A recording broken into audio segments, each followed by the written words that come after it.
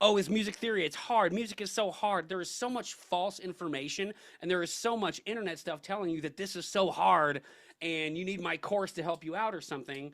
But the fact of the matter is, yes, there is a learning curve because it's a new way to think. You can't just memorize music theory data and information based on an old operating system. You slowly have to indoctrinate yourself into the way of thinking about it, of understanding music and thinking in the language.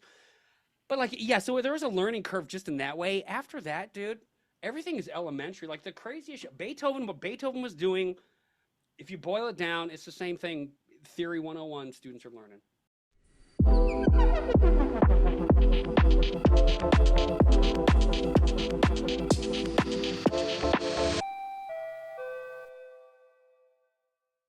So that once again, then there isn't any difference, or at least there's not too much of a difference between learning, let's say 100 years ago, between learning now. When it comes to the bare bones of music, like just learning how to make music. Absolutely. And so like, okay, so like 100 years ago, the first jazz album was about 5 years old. Not surprisingly, it was recorded by a white dude. But like 100 years ago, jazz starts, and that is its own dialect of music theory. And the reason I'm bringing this up is because if you look at jazz theory now, like it's pretty complex. It sounds like jazz, but when you boil it down, like you just said, yeah, bare bones minimum. It's the same language. It's the same underlying code, if you will. Oh, absolutely. It is, man. Well, then in that case, let's move on to the next questions that I have, because there's so much things I need to figure out right now. And once again, I love listening to music, but whenever I look at how it's created, when I look at chords, when I look at beats, I'm always like, dude, this is almost alien technology to me. To the point where I'm like, I'd love somebody else to do it. But I always like to learn how it's done, because there's those like times when you're listening to music and you're like, wow, how did that person make that sound? How did that person make what I'm listening to right now? So the question would be actually, how do you approach a piece of music? How do you like look at it, analyze it, and I guess create it? Well, okay, well, there's a couple questions there. Create it versus analyze it. See, we have to look at it, where we have to look at it from several perspectives, if I'm thinking of your question the right way. If I'm creating it, it's not there yet. I mean, that sounds obvious, but there's nothing there. There's, the blank page, so to speak. Or if I'm analyzing it, if I'm analyzing Beethoven or Bach or Charlie Parker or the Beatles or anything like that, it is a finished product. Now, we have the advantage, or in some ways disadvantage, of looking at a finished product and saying, oh, this is how this piece of music is. Doesn't matter what it is. But we have to understand that whoever wrote this piece of music, it could have taken a week, it could have taken years. We're seeing the final product that has been revised and thrown out and started again and cried over and abandoned. In fact, I forget what composer said it, but like, you're never done with a piece, you just abandon it. Meaning, you could sit and stare at a piece of music and fix it and tweak it, and eventually you got to release it, and you might think, it's all right, and everybody loves it because they think it's a masterpiece. But if I'm writing it, and that's a fair question because people ask all the time, do you start with lyrics? Do you start with the music, whatever? That's if you're a songwriter. But let's say, even if you're not a songwriter, if you write instrumental music or, electronic music, whatever, do you approach it? Or you may have been inspired by a rhythm, a melody, or a certain harmonic structure. Let me get into those. So, if you take a music theory class, like freshman theory, like in college, right? If you get your first music theory textbook, like open it up to like the preface before you even get started, it's going to tell you music is composed of 3 elements: rhythm, melody, harmony. That's it. And they're all combinations thereof. So when I'm thinking of music, for me, a lot of times, it's not just one of those. I do think very rhythmically, and I have my master's degree in jazz to thank for that, because rhythm is king. I think very rhythmically, and I think melodically. So for me, a lot of times it's melodies. It's melodies that I hear in my head. Melody is the part that you sing, like the tune. That's what melody means. Harmony just means chords, basically. Rhythm means a lot more than people realize. It's basically time. It's the evolution of music, left to right. It's time, basically. That's this over-encompassing. The overarching, yes, exactly. Yes, exactly, right. So, for me, if I hear something, only because I have skill, not magic. There's nothing, I don't come from a musical family. I started late. It's all just stuff I learned and busted my ass to learn well. If I hear something in my head, I know how to analyze it rhythmically, melodically, and harmonically to go, okay, I know these are the rhythms. If I note it down, I know what it looks like on paper, or I know what it sounds like in my head. Because I know what it looks and sounds like, that means I know how to affect it. I can take rhythms and switch them. Yeah. You know what I'm saying? I can move my rhythms around within a measure or within a phrase to see what I like more. So it's not just I had an idea and run with it. I have an idea and I sit with it and I develop it. Every guy, I mean, Beethoven's my favorite, so I think about Beethoven all the time. Like all these cats, like they have sketchbooks of all the shit they wrote down. Like everybody knows Beethoven's Fifth Symphony, right? Dun dun dun dun. Yes. Dude, that he's got pages, you know, in a notebook this thick of ideas that he went with before that ever came out. So when I'm writing, it's kind of like that. I've got a rhythmic idea, I mess with it. I hear a melody, I might tweak it, but because I know the notes in the melody and how they relate to the underlying chords, the harmony, I kind of go into anything with it's not educated guesses. Like I got a pretty good idea of what I'm doing the second I hear something in my head. But it took a long time to get there. Absolutely. So it's nothing so simple as, do you write the music first or the lyrics first for me? Because if I'm writing the music first, like there's so much that goes into that. And lyrics as well. I mean, there's so much lyrical nuance in terms of rhythm and placement. But I could babble about this forever. I don't want to. Does that answer your question at all? Oh, yeah, absolutely. You're basically breaking down how you do it on your own for yourself. I guess that also is what you express when you actually teach somebody else. You're literally teaching them what you've learned instead of tweaking what you've learned and making it different, I would say, lack of better words. You have to do that because, and I'm human, so sometimes, and I try so hard not to do this, Jamal, I try not to use terms that people don't know. I try to break it all down. You can't, okay, so now we're talking about teaching.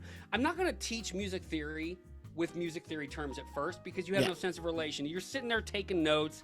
It doesn't mean shit, right? Yeah, into one ear. Yeah, it's like, and you're writing it down like we did in college or whatever, or school or whatever, and like you're not paying attention, you're writing down notes, and then you go home and you look at notes. That's the worst way. But if I can discuss music using something from somebody's background, for instance, if I ask about their hobbies, skiing or whatever, I can relate it to skiing. You get my point. But for instance, like in terms of a musical key, we'll just use this as an example.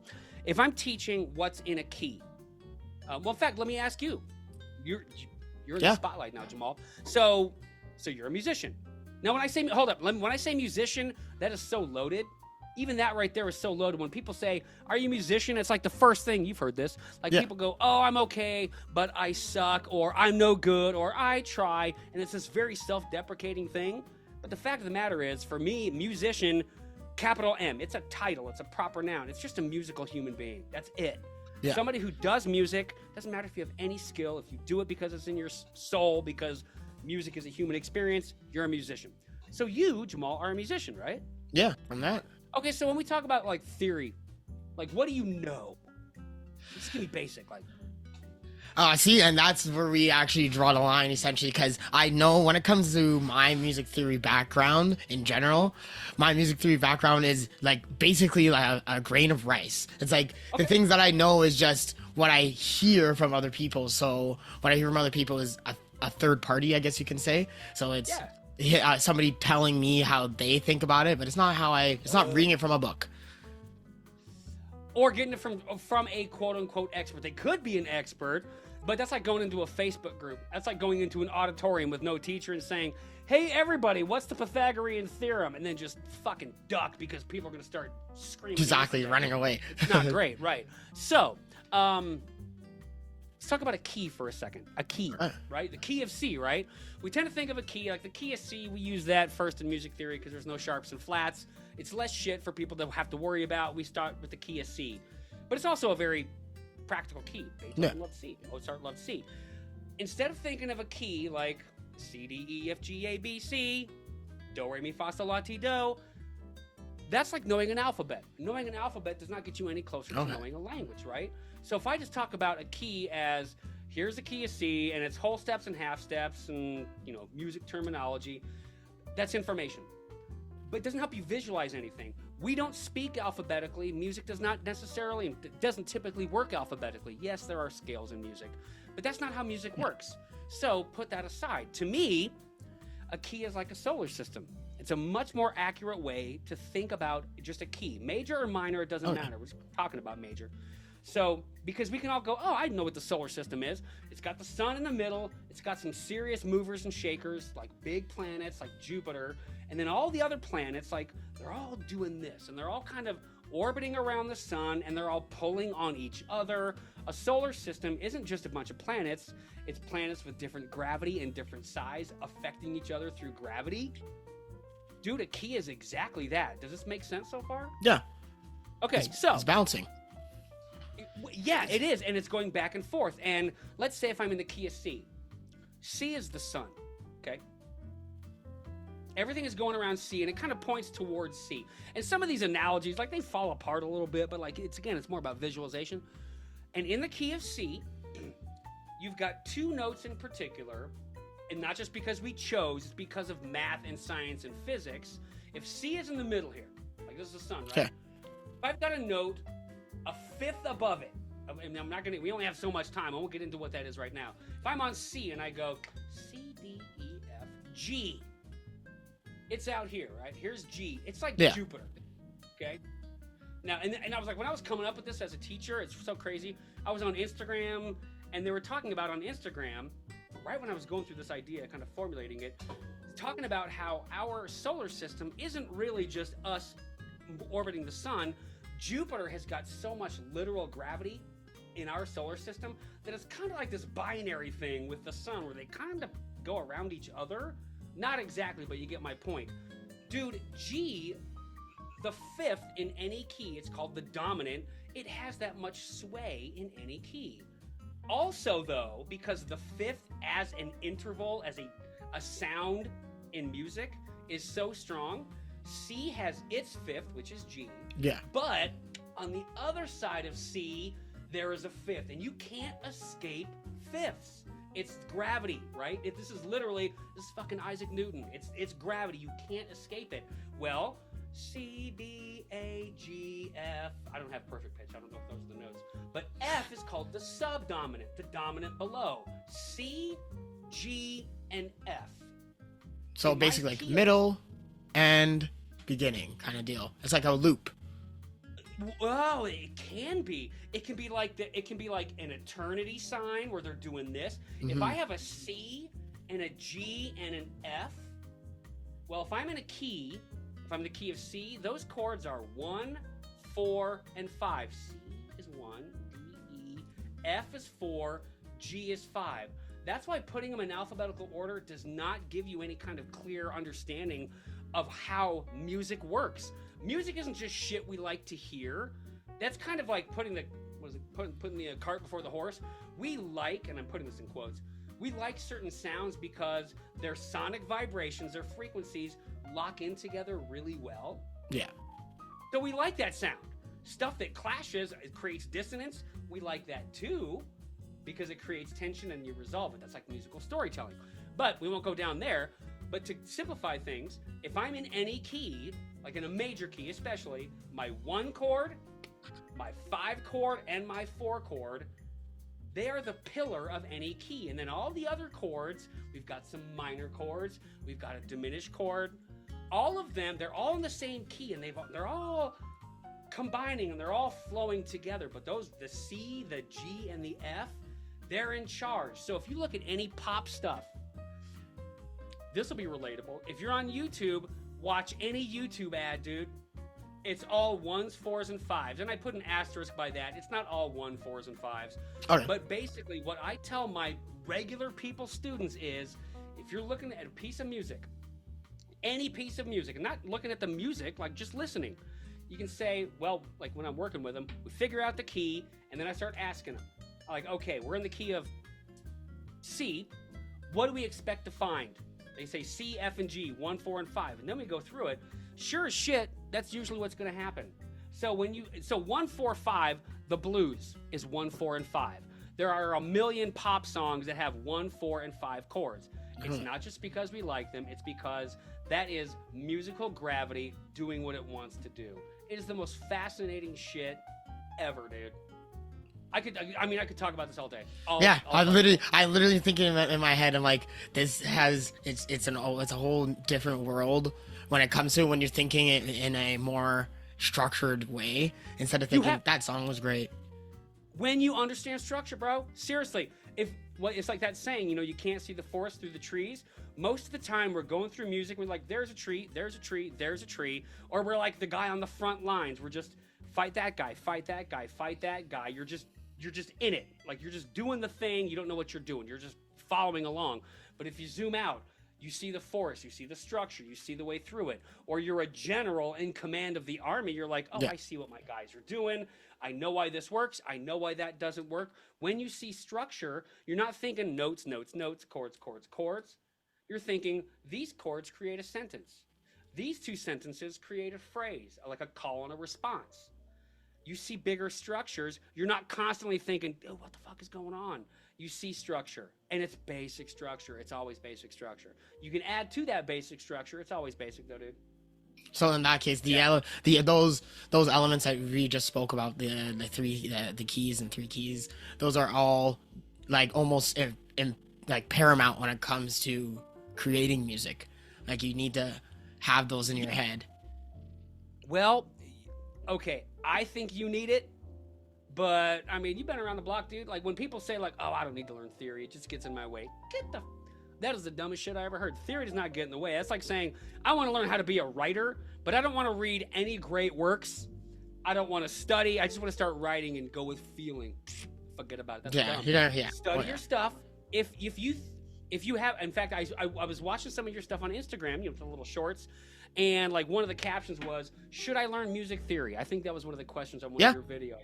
Yeah. Well, so I'll be the first to say, I'm a music snob, dude. If you don't think you should learn music theory, then don't. But I'm telling you, you are having a harder time. Well, not just that. You're having a harder time because you're going to be thinking one-dimensionally. Because you don't have the knowledge to understand, oh, snap, if I learn this stuff, it's not crazy, it's not mumbo-jumbo, you don't have to get degrees and shit. You can know this much functionally well, and you'll do just fine. Like they say with our language, like you can have a 3rd grade or a 5th grade vocabulary and be just fine. It's kind of like that. I wanted to have a bigger vocabulary. I wanted to know what Mozart was doing, and everybody else. I just wanted to. But if you just understand basic shit, you're good. So yeah, I think anybody who is serious, not professionally, but they're serious about music for themselves, yeah, you do need to know it. You need to know your basics. And if you don't want to, that might be your sign. Like, to me, I wanted to know everything. I couldn't wait to go to every single music class, dude. Like, ever. Because I knew that these guys with doctoral degrees, they know their shit, and I want to know my stuff, yeah. Exactly, and that's just not just going to rub off on you, but it's just going to, as you said, make you just better. Make you actually be able to compose the music even better. When it comes to it, then, is it it's... I guess how do you explain this one then? I guess it would be very important to go from B to A. It's the only way to go from B to A is to learn music theory. So when it comes to that, then where would you start? If I'm a person that said, hey, I've been learning music, I've been studying music, I've been producing for, I will say 4 or 5 years or so, but I feel that I've gotten to a rut and I'm stuck now. So I was just told that music theory is the next step. Okay, you use that term, the rut. That's one of my favorites. It's not a rut. I've got a spiel. You sucker. You just used my terminology for me. Okay, so it's not a rut. It's a guitar. I say guitar because I teach guitar players. Or I teach guitar playing musicians. I don't teach guitar players. It's not a rut. It's a musical existential desert because it just keeps going. You can't brute force your way out of it by learning more songs, more licks, more scales, none of that shit. Because the more of that stuff that you learn and memorize, but you don't understand the who, the what, the when, the where, and the why. This is how. I can how on the guitar pretty good. It's the who, what, when, where, why that makes me a musician. If you continue to neglect that, you'll never get out of a rut. And you'll either quit You will quit in some way. Even if you still keep doing it, something inside you will die out eventually, because you can only do something that is a passion for so long if you don't know what the hell you're doing. Yeah. And think about that logically, right? I wouldn't say I'm so passionate about golf, but it's like, oh, it's a shiny golf stick. I don't even know what it's called. I'm just passionate about it. No, you learn your shit. So where I would start, Strausbaugh Guitar and Music Academy. No, but seriously, what I would do is, I mean, I would come to me because my school is the same as regular lessons. That's one of my selling points. It's live. I don't teach via video. Classes are long and immersive, and it'll set you back about as much as guitar lessons, quality ones, to be in one of my classes. But the point is, get a teacher and get a good one. Get a good teacher. If you're serious, invest everything you can realistically invest in. When I say monthly, it's because monthly means typically weekly. If you're serious, you need consistency. If you go to Guitar Mart, Guitar Center, local dude who just can show you chords or whatever, it's basically, if it's just like YouTube lessons but in person, I think for me, it's not your best choice. Get a teacher, not a player who shows you stuff. Get a really good music teacher who happens to specialize, or even not, in your instrument. That is your best choice. Somebody who can teach music, somebody who wants to teach music. They're not worried about their band all the time. They're not worried about producing albums or recording albums. I mean, that's great, but they're a teacher first and foremost. Find somebody who thinks and acts and lives as a teacher. That's it. Yeah. Just do that. The person that just wants to teach other people. That's first thing. And if they happen, and then that's exactly it. A person who wants to teach other people has dedicated how much of their life to it, not just teaching it, but just like you get better at what you're doing now with your podcast. Yeah. Musically, you get better at teaching by paying attention, not having so much arrogance that you think your teaching method is perfect, but constantly growing. That's a teacher, somebody who gets better at teaching over decades, becomes a better teacher. Get that person who happens to do music. Yeah, you're a teacher first. I'm a teacher who does music. If I was teaching anything else, I would probably still be good at it because I'm a teacher first who wants to share that passion and skill with dedicated students. That's it. So I think I'm figuring this out slowly now. I'm figuring out the steps on becoming the master at music.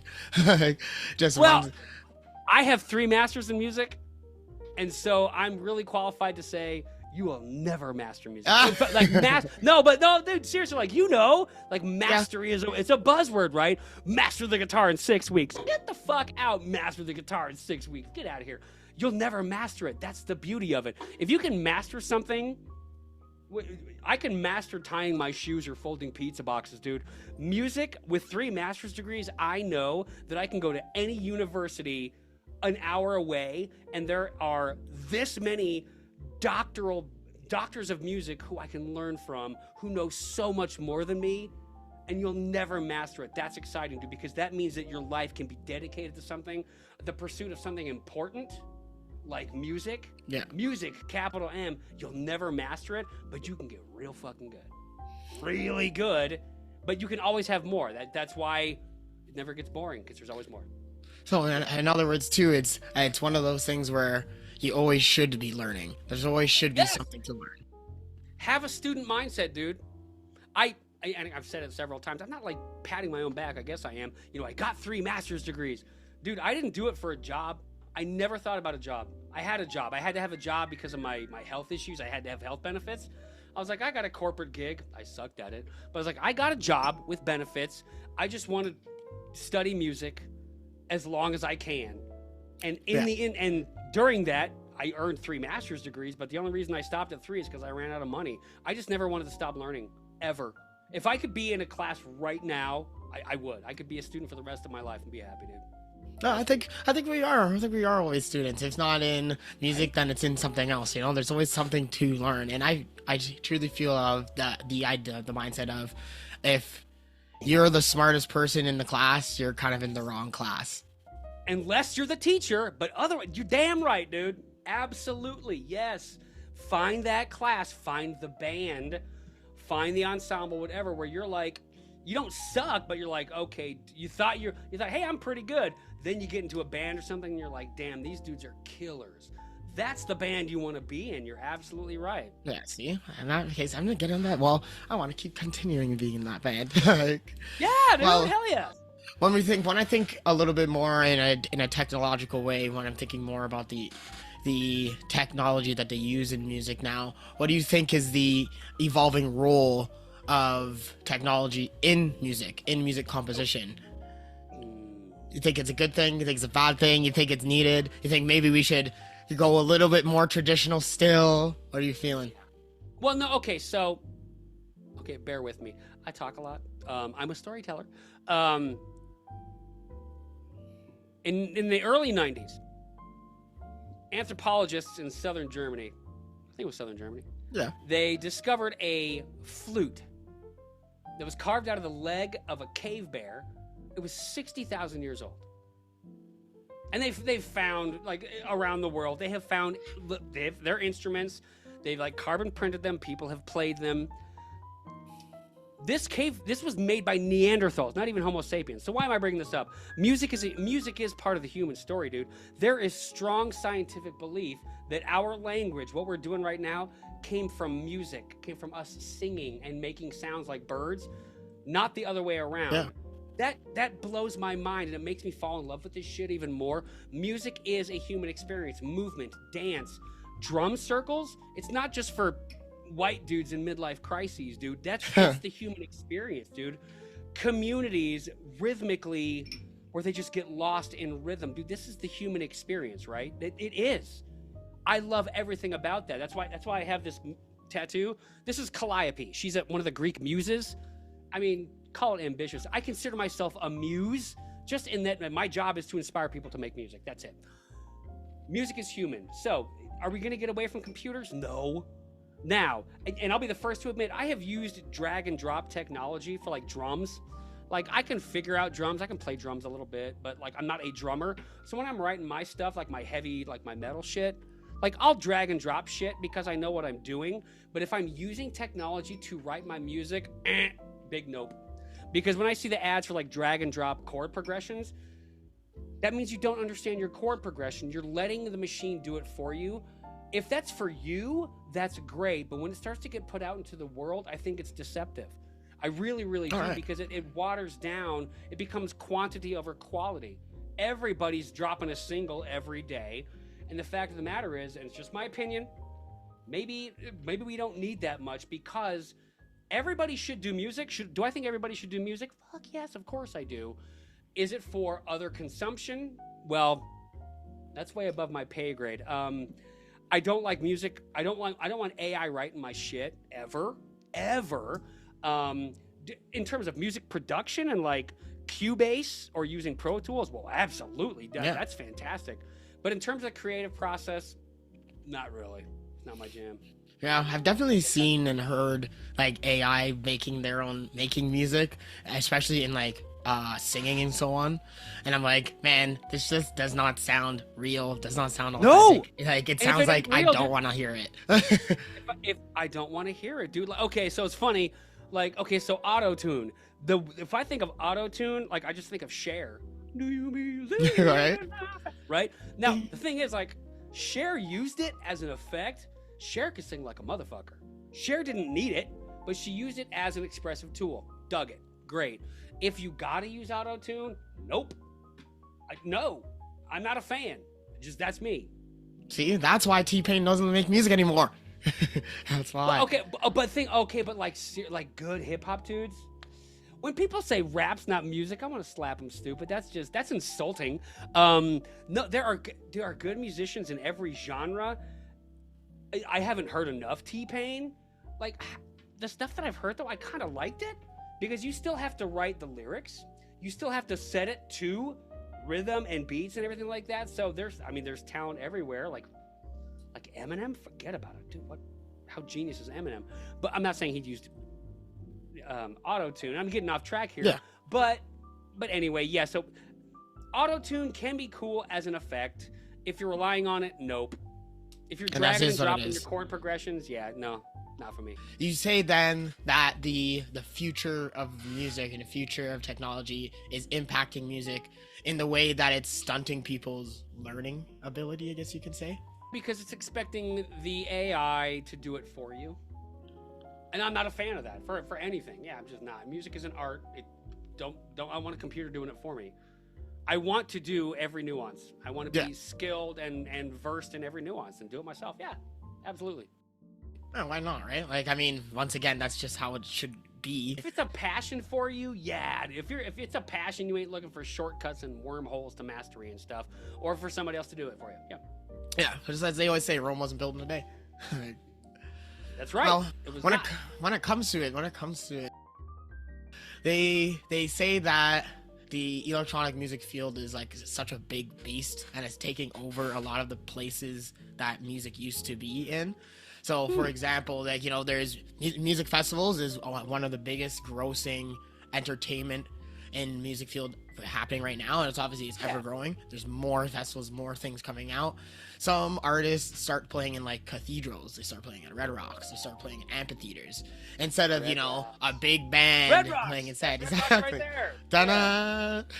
So I've seen so many concerts there, but go ahead. I'm sorry. Go ahead. Oh yeah, absolutely. I think to myself, is the traditional way, is the way of just actually going and listening to a live orchestra or a live band. Do you think that's slowly waning? And if it is waning, that's not, obviously it shouldn't be for the positive, I guess you would say. Is it? Well, okay, so you mentioned like going to the orchestra. It's not even just today. For a while now, like classical sales, sales of classical music are like 0.1% of all the sales. It's not cool to like classical. It's not cool to like jazz. That's one of my big reasons as a teacher, or that's one of the reasons I am a teacher, is it's not just to teach people music theory or how to shred. I don't teach people how to shred. It's to get people. If I get one student who goes, dude, Beethoven is awesome, and they go to the symphony one fucking time, or they go to a club and watch jazz, watch people improvise, dude, I have done my job as a purveyor, as a muse, as a sharer of music. Absolutely. So obviously, I mean, the internet's not going away, AI's not going away, but, and I don't get online much, quite honestly, but like I think from what I understand, like there is now kind of like, and there's an ebb and flow. People are kind of gravitating towards the more human experience now. And like I think it's natural, kind of like a pendulum on a clock. It gets so AI and so kind of commoditized, which I don't like. But there are enough people like me who is like, dude, I don't want to live like this and watch music this way. I want to go. Yeah. I want to watch it. I want to feel it. I want to feel the energy in the room. I went last weekend with my best friend here, actually. We went to go see like the violin, or the Beethoven Violin Concerto. It's like a famous piece. It's like one of the pieces by Itzhak Perlman, who is probably the most famous violinist on the planet. We went to go see that in Denver. It was packed. Sure, it's an older crowd generally, but there are younger people. Because we went to go see the Mozart Requiem. Mozart's been dead for a while now. He died in 1791. His birthday was yesterday. But like he's been dead a while now, but like we saw a lot of young people there. So there are going to be pockets of people who go and appreciate jazz or classical or just live music in general, like really good quality. Yeah. I don't think that'll ever go away. I just think that that music as something to consume, it's so prominent. I mean, again, if you get on YouTube, every ad's got a soundtrack, right? Every ad has music to it. It was dragged and dropped. We are so anesthetized. We hear music literally everywhere. There's ads for, Viagra or something, and there's a happening music track. Everything has a soundtrack, and so we have lost the impact of music. So in circumstances like that, I don't think about it that much. I do see people going to the symphony hall, though. I do see people sing live jazz. So it's I think will always exist in pockets, and that's okay. Yeah. Yeah. I definitely do see classical music's not going to be hip to 16-year-old kids or whatever. It's not going to be huge. That's all right. As long as it continues to just live under the surface, so to speak, I'm okay with that. It's my job to get people interested in it. Yeah. And then people come in, they see it, and then they just basically bring it back to the surface, essentially. And in all honesty, I definitely do feel the the power when it comes to seeing and listening to music live. When I see a big band of just 60, a 30-piece orchestra, 40-piece, I'm just like, How dude, so? this is unreason. This is Okay. like wow. But okay, so talk about that. Like, how is it different for you? I just want to know. So Why is it different? When I think about it, in my head as this is all these people somehow figuring it all out together, similar to how you're at a business or you're at a restaurant and everybody in the restaurant's working. The kitchen's working, the servers are working, the bartenders are working. It's kind of the same way, where it's like every single person is working in unison, and this gear, this machine is just running so well that it just gets into your ear once again, and as you said, you get lost. You just get lost and start listening. Nowadays, I've like last year actually, I was in San Francisco last year, and I went to a music festival, but three of the artists had live bands with the electronic music. So believe it or not, the music that they made, which is fully electronic, they brought in the whole band. They brought in trumpets, they brought in clarinets, they brought in horns. They somehow brought in a motherfucking harp guy.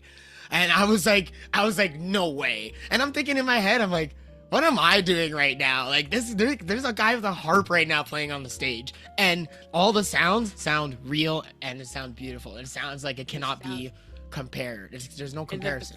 There is no comparison. No, it's exactly it. You can't compare them. Like, I like this more, whatever. You can like one more than the other, but you cannot compare them. Again, a teacher versus a video, a recording versus a live performance, electronic versus a performer. Absolutely. Dude, harps are fucking expensive. Yeah, when I look at that, like, what are you feeling? No way. Tens of that. I was like $4,000. Like $3-4 for like a plastic one, maybe. Yeah, no, dude, like, orchestral players it's like taking out a second mortgage on their instruments sometimes. It's fucking insane. Either way, though, you're right. It's a human thing, right? You're watching the harpist, you're watching the trumpet players add their humanness to the music. Absolutely. Yeah. And there's virtual instruments that sound dead on. It's still an instrument. Exactly. It's still a computer. When I watch dude playing it, it's an experience. It is a communal human experience. That's why I'm watching the Beethoven Violin Concerto. I'm just watching, but I'm in the hall. I'm part of the experience. They're performing for me. I'm giving them my energy. It's a communal human experience. Yeah. It's like a drum circle from 10,000 years ago. It's different, but it's also not different. You're right, dude. That's why I asked you. It was like, it's a different experience. Yeah, it's like literally going from hot to cold. It's polar. It's just so much polar. There actually is one artist that I know. This gentleman, he's a France artist. His name is FKJ, French Kiwi Juice. What a crazy name. Okay. But like, let me see if what do you think about his method of making music? So what he does is he has all the instruments in front of him. So he has the piano, he has the guitar. Well, I think it's a bass guitar. He then has a saxophone, I think is a xylophone as well. And what he would do, and I think a beat pad. And what he would do is real drums. So what he would do is play the sound, play whatever beat that he wants to make, and then he'll press a button on his computer to loop that sound. And then he'll go to the guitar, and then he'll start playing on the bass, and he'll loop that sound. And he'll go to his clarinet and start playing the clarinet for a bit, and then loop that sound. And then it would after he figures it all out and does all of them, it creates music that's just, once again, it's literally just music, no pun intended, music to my ears. Yeah. I'm listening to it and I'm like, dude, I don't even know how he can even process all 5 of these instruments at once and then put them all together, and it's just one guy. Okay, that's great. That is creative. It's like creating a potpourri, like a goulash. You start with your bass. In this case, maybe you said it was the drums first? Yeah. Is that what you said first? Okay. Actually, no, sorry. Piano first. Okay, so then drums. Well, okay. I love the guitar. I've been playing it since 1987. The piano is the perfect instrument, dude. It just is. I can't can't shred on the piano. I know how to play the piano. I can, compose with it and everything, but I don't play it. It's the perfect instrument, dude. So even the first instrument that he starts with, it tells me a lot, dude. So the piano it's an orchestra in and of itself, which is actually what Beethoven said about the guitar, but it is, you've got everything in front of you. Technically the piano is a percussion instrument because it has hammers and it hits the strings. So he's kind of seeing more as an orchestrator, meaning if I think just guitar and I'm jamming away, or just saxophone, that's one instrument, and then you have to find the other stuff to kind of fit with it, maybe. It's not that it's impossible or anything, but if I'm thinking pianistically, I'm seeing, well, me, I'm an orchestrator. I think like an orchestrator, like orchestra. So if I look at a piano, I'm thinking of all the instruments already. But even if he's not, he's got a great place to start as a piano. So after that, if let's say, like, did you know, like, what happened after the piano? Give me once again, in order, what he did is he'd play the piano, and then after playing the piano, he'd then move to another, either the bass or the drums, and then going from the bass or the drums, he'd then go to the saxophone, and sometimes, not really, he has a clarinet playing there, but it's not really the biggest thing that he has. So he'll go to all those three, and if he hasn't done all those three, if he hasn't done the drums yet, he would then go into the drums. Piano, bass, drums, and then sax, maybe clarinet. Okay, that's actually pretty smart. Here's why. So the piano as a foundation, like it's all the instruments. It's harmony, meaning chords, right? Yeah. Melody. It can do everything, and it is percussion. In my school, like my flagship course, it's an 8-week course. One of the songs that we do, all the music theory, all the melody, harmony, rhythm, is "Let It Be" by the Beatles. I teach classics. I teach Mozart. I teach the Beatles. I teach jazz, Sonny Rollins. I teach amazing music, and that's how I teach my fundamentals. But like "Let It Be," if you even watch the video, which is great, you watch Paul McCartney playing the piano on that. He's playing it like a drummer. I mean, it's not the exact rhythm, but he's playing, like kick, snare, kick, snare. He's playing it like a percussionist. So when you play the piano like that, and I wouldn't be surprised if this guy was doing that, the French dude, playing the piano somewhat percussively. I don't know. But the fact that you said bass and drums after that, that's what I would do. Because you got your foundation. Rhythm is king. Get your rhythm section locked in. Your bass player isn't like in the rock world, the metal world. A lot of times, bass players are failed guitar players. Whatever you want. No way. You get a bass player who is a bass player, who is a real functional bass player. It's worth their weight in gold, man. They're outlining the chord structures. They're walking between them, maybe. But the drums, obviously, you've got your bass and your drums locking in together. If he's competent, which I'm assuming he is, you got a foundation that's 10 feet thick, dude.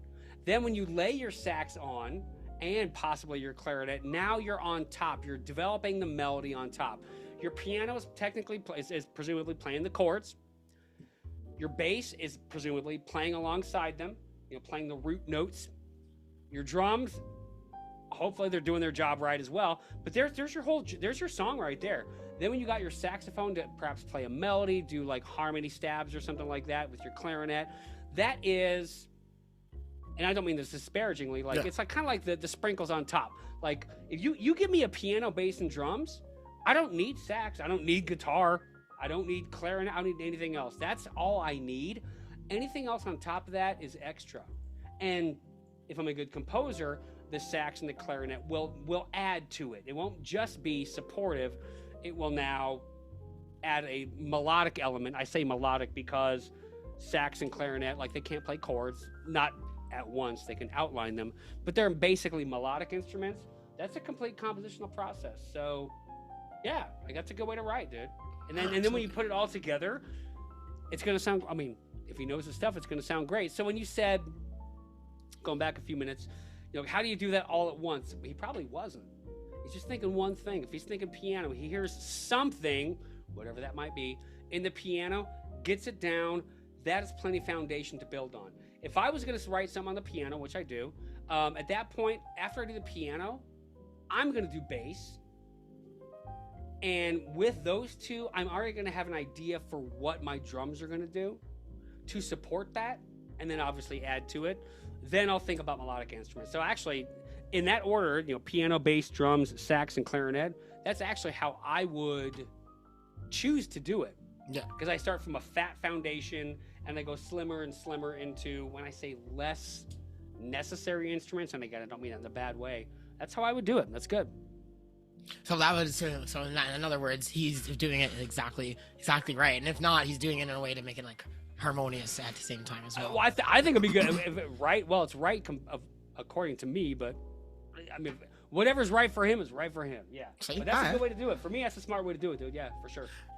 Now I'm throwing a curveball here when it comes to it, but I just thought about it as well. I believe this guy is biracial, I'm pretty sure. And what are the odds he's playing the bass? So my question now is it that stereotype true? The stereotype of all black people know how to play bass. I can just pick it up right now and I can just figure it out. No, dude. No, actually, it's funny. Okay, so, oh shit, you said that. Okay, so like there was a movie, maybe it was the '90s, late '80s, with Wesley Snipes and Woody Harrelson. White Men Can't Yeah, Jump. white man can't jump. Yeah. Beethoven was the hippest motherfucker you ever met. Rhythmically, I don't give a shit who you are. Beethoven is king. Well, for me, Beethoven is king. In terms of rhythmic understanding and how he's going to throw you off rhythmically, there's nobody like Beethoven, dude. You listen to Beethoven's Fifth in the first movement, 3 minutes in, you're trying to find beat one and you can't. Dude, it's not a white or a black thing. Now, that being said, but let me ask you this, where does that come from? I know, right? No, seriously. But no, but like, okay, so we talk about, black people playing bass, or like blackness and rhythm. What about, is that Black American? What about blackness in Africa? What about blackness in France? What about blackness in Canada? What about blackness anywhere else? We talk about blackness in bass and rhythm. Is that like this American thing? Because, white dudes, and then, black dudes being cool and hip. Is that an American black thing? Maybe because, and this is where shit gets a little seedy, where does black American music come from? Slavery. Yeah, of course. It does. From the blues, from African musical sensibilities, which is so primally rhythmic, dude. And they also have a harmonic system and a melodic system where they doesn't use notes that we use. That's where these blue notes come in, blue thirds and blue sevenths. We don't have to talk about that. The blues, the language of the blues, it's an amalgam of white music theory, French settlers in New Orleans and Louisiana. It's black slavery. It's black rhythm, American rhythm. It's so inherently rhythmic, and it's very... I mean, you hear black music, what are you going to do? Like Motown? Yeah, Forget about it. You start moving. You can't help it, right? That's what it is. And don't get me wrong, harmonically and melodically, dude, it's hard to beat Motown. It's hard to beat Motown. For me, that's why I got a master's degree in jazz. Motown Mondays. You can't beat black American music, dude. It's just the history of it, the impact of it, the rhythm of it. Yes, they could shred like motherfuckers. Charlie Parker, Dizzy Gillespie, all the cats. But at its heart is the Americanness of the rhythm. I don't mean to get off topic here, but because I'm geeking out about it. That being said, like if you look now, like a lot of jazz is played by white dudes who grew up on jazz. They've got it, dude. You can learn it. You can absolutely learn it. Me, I've got my rhythmic sensibility is pretty happening. Yeah, why? same thing. Because I studied from the source. I studied black American music. Absolutely. See, I almost said that too. I was gonna be like, right before you're like, I learned from black American music. I was like, yeah, you learned from just the black community, basically. Dude, Jamal, I love to talk about this shit because, you know why? Because it makes people think and it makes them a little uncomfortable, and I like that. No, seriously. Yeah, pushing the edge. I like pushing the bar, man. Yes, you have to. dude. You have to. Dude, black American, dude, okay. I'll just say, like, the story of black America, like, to me, that's the story of America. Talk about the underdog. I mean, Jesus Christ. Yeah, man, absolutely. Black America. Yeah, absolutely. But anyway, you can learn, like, there is a blackness, absolutely, but it can be passed on, absolutely, because it's a feel. It's something that you can catch it, absolutely. Yeah. But you can dedicate your life to studying the nuance of rhythmic masters. Like for me, like if I'm listening to the blues, for instance, I don't want to hear, I'll just say it. I don't really want to hear white dudes play blues. I want to find a video or a recording of an old black dude on a porch in 1930. That's what I want to hear. I want to experience that because that's where it comes from. That's the genesis of it. To me, that's rhythm, dude. Even when it's flowing and ebbing and there's not like a beat that you follow, That's still Yeah, rhythm. that's music. I'm That's getting rhythm. I'm getting pretty existential about it because that's what I think about all the time. Yeah. No, absolutely. And for sure, as you said, it's just that there is a big department in the Black community when it comes to rhythm through just everything that they did. You know, it's a sense of playing music in general is just a sense of comfort, courage, unity, Yes, even and just like camaraderie. And there's that word feel. Absolutely. If you go back to, well, obviously, slave music / blues music, you get into New Orleans jazz, like the genesis of jazz. It's still it's almost like Bach in that, like, you've got several instruments playing melodic lines at once. If you try to focus on the lines, you can if you know what to listen for, but that's not the point. You listen to the overarching rhythm of everything. So when they would play these dirges, like somebody would die and they would have a band, a walking street band, accompany the body through the streets in New Orleans.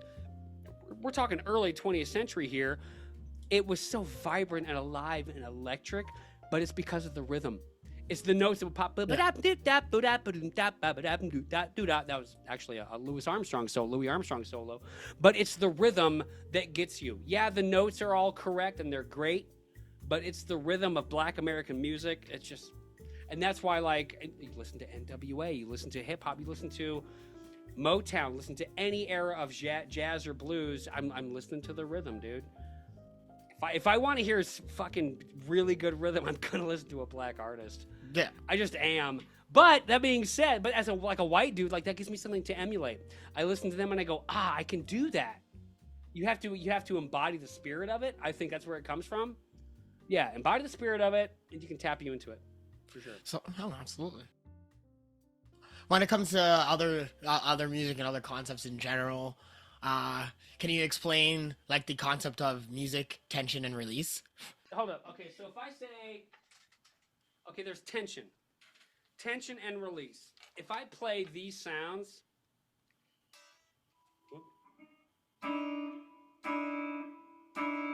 that's tense. That ain't pretty. It's not supposed to be pretty. That is a kind of tension, okay? But if I play a fucking scale, and I end on the last note, and I hang on that, and I add some other notes to it, that's like a comma. Are you gonna finish? Yeah.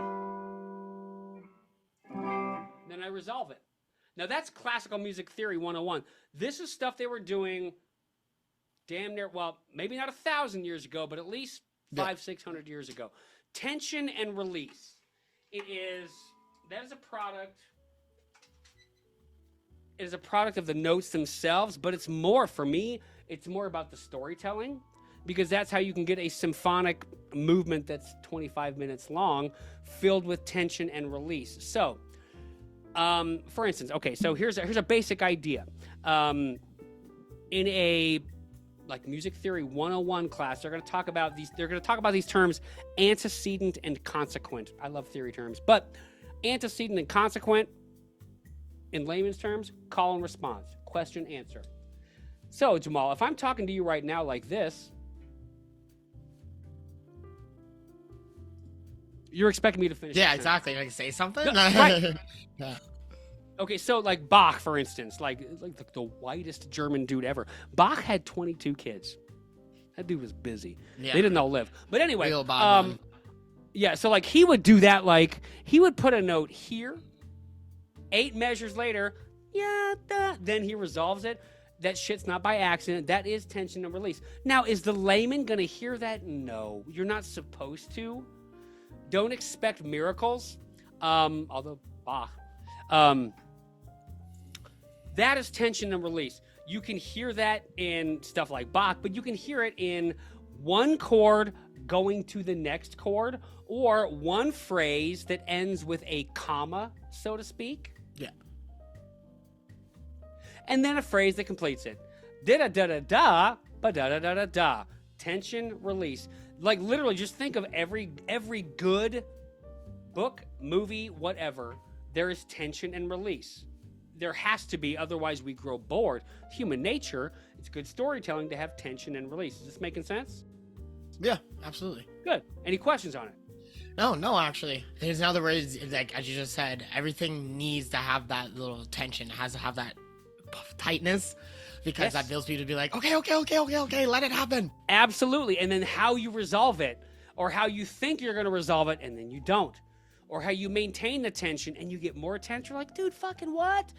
Give me the resolution, love. buddy. Like, and it doesn't, and then it does. You're like, fuck yeah, that was awesome. I don't care what genre you're talking about. The best musicians will do that. Whether they know it or not, they're going to do it. Yeah. Yeah, see? Well, I think that the only thing I can do is, like, probably before we end up talking for the 6 more hours, because I know we can. Like, I really strongly feel that we have to do a part 2 of some sort at some point in time. I'd come on every week, but go ahead. See? Like, I'm not fucking kidding. Like, yeah, because all I love to do is just chat about it. But if there's anywhere that's firstly direct to human beings, to the online private music academy, the Stausbaugh Guitar and Music Academy, tell us a little bit about that before we let you off and put a ribbon on it, you know? Okay. This is actually a long time in the making because I love teaching one-on-one. And that's what I've struggled with, is like, I love teaching one-on-one. Like, talking to you right now, this is how I teach every day. I got a dude, and I'm looking at him, and we're talking, and it's every week. And again, some of my students have been with me for almost 10 years because I just love teaching that way. The human aspect of teaching is really big for me. But, quite honestly, it's not very smart. And for what I can help people, I mean, I have taught college. I could teach at Berklee College of Music tomorrow, and it would be fine. Like, I'm qualified. So to teach one-on-one, like what I'm worth, I can't do it. You can't pay me enough for what I'm worth, just in terms of like my resume and shit. Gosh, what to do? Teach classes. Yeah. And I've taught classes. I have taught college. I've taught classes of 5. I've taught classes of 40, and turns out I'm really good at it because it's just a collective human experience. So that's what Stausbaugh Guitar and Music Academy, SGMA, that's what it's really all about. First of all, the stuff that sets me apart, that makes me different. One, I don't do videos. I don't do courses. I don't do secrets, mysteries, none of the buzzword dog shit that fills me with the rage of 1,000 suns. I can't stand any of that shit. I'm a teacher. I teach people. Serious people. But serious people, it's not like thousands of bucks a month. Nope. No, like I said, it's about as much as good guitar lessons is how much it'll cost. My classes, I have 2 monitors right here. My classes tap out at the number of people that I can see on one screen on Zoom all the time. So I can always look at them while I'm teaching. I'm on this screen. Yeah. You and your classmates are on this screen. That's it. I don't want to teach any more than that because it's not human after that. That's important to me. Yeah. So it's small, it's intimate, it's real, it's live. Sessions are longer because we start with like a review / hangout session because we're humans.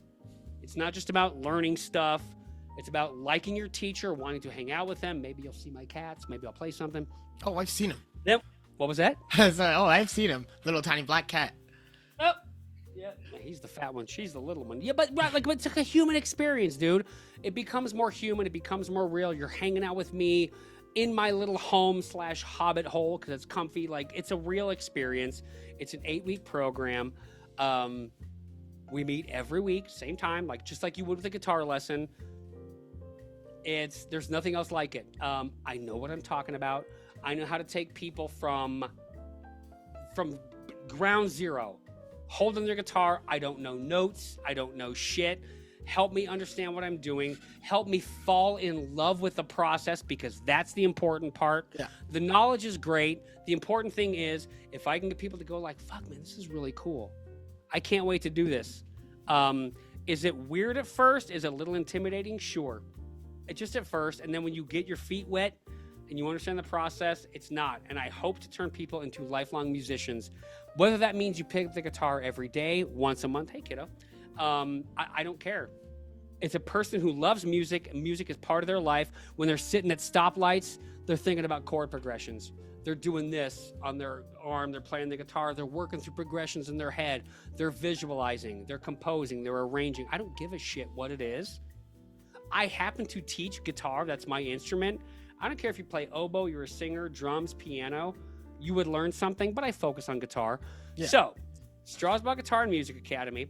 You can find me on all the socials at Stausbaugh Um, Shit, this is my dad's badge from Air Force. Strausbaugh, just Mike Strausbaugh. Stausbaugh Official. Just look that up on YouTube is the best because I can do longer shit, but I'm on TikTok and Insta.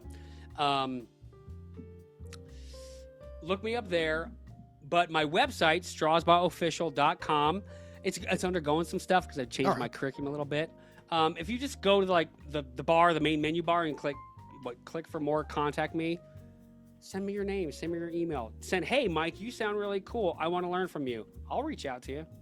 I want to make this a human experience. I'm not trying to sell courses to 100,000 people.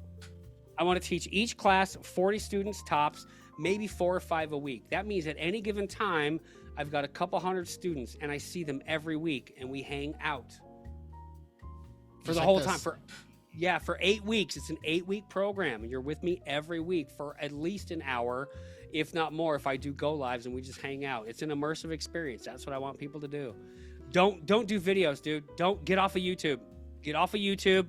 Stop buying courses. Get a real teacher. Come to Stausbaugh Guitar and Music Academy. I'm the best, but I'm biased. I am, but like my students love me. They fucking love me. They're my biggest ambassadors. I've written music for their weddings. I've gone to their weddings. They're my friends. Music is a human experience. I want people to come learn with me, hang out with me. And I can love it. Well, in that case, then, thank you very much, Mike. And I know I'll see you very, very soon.